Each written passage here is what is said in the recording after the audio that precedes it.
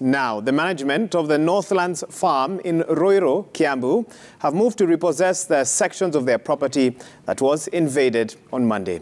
The invaders had not only set parts of the tree plantations on fire, but had also erected mabati structures on the land, in a move that has since attracted condemnation and criticism, especially on the lack of an immediate response from the police. And as Brenda Wanga now reports, the law enforcement showed up at the property nearly 24 hours later, as the police boss promised to investigate the attack. The devastation caused by the actions of hundreds of people who invaded parts of the vast Northlands farm in Ruiru now clear in the daylight. The extent and impact of the fire lit under the cover of darkness on Monday now revealed in daylight. The farm owned by the family of former President Ruiru Kiambu was the scene of unbridled violence, tens of people invading the land, their intent to cause mayhem and destruction. From the onset, witnesses say it was clear that the gangs were up to no good and were well prepared for their mission. Wale watu waliweza kuingia hapa sio watu ambao sisi tunawajua. Na sio watu ambao walikuwa wametoka hapa. Hawa watu walikuwa wametoka bali. Lakini mimi nasikia wakiongea wanataka kugawa cha. Sasa nikajua sasa hapa ni moto ya kuotea bali. Pickup ikiwa imebeba panga. Sasa sisi tukaacha hapo kama wanachukua mapanga tukaenda. Na kulikuwa huko na wengine wakikaa na power saw. By the time they were done, tens of trees lay on the ground, some neatly cut using the power saws, others simply broken with brute force, all of them destroyed and left to waste.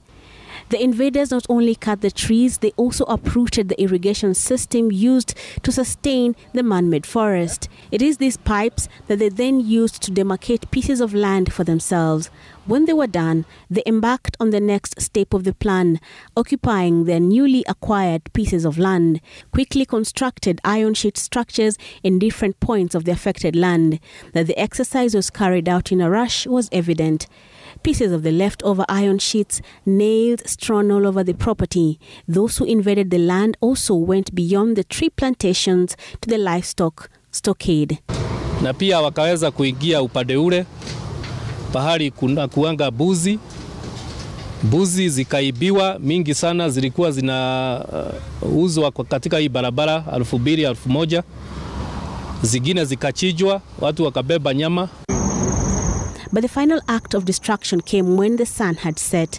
Bright flames could be seen leaping in the darkness, turning the night an eerie orange hue. The fire consumed acres of land stretching beyond the tree plantations, but it was put out before it could spread far and wide in the vast land. So begs the question, was it just a normal raid or a calculated invasion?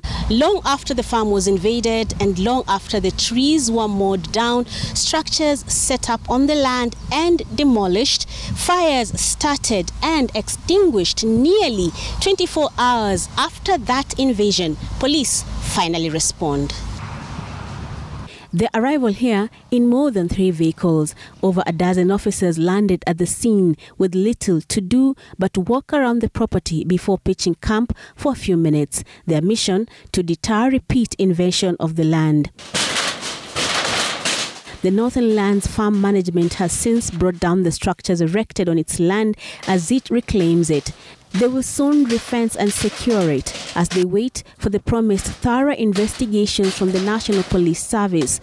They do so with the hope that this time round the police will act swiftly and in a timely manner to impartially look into the invasion of private property. Brenda Wanga, Citizen TV.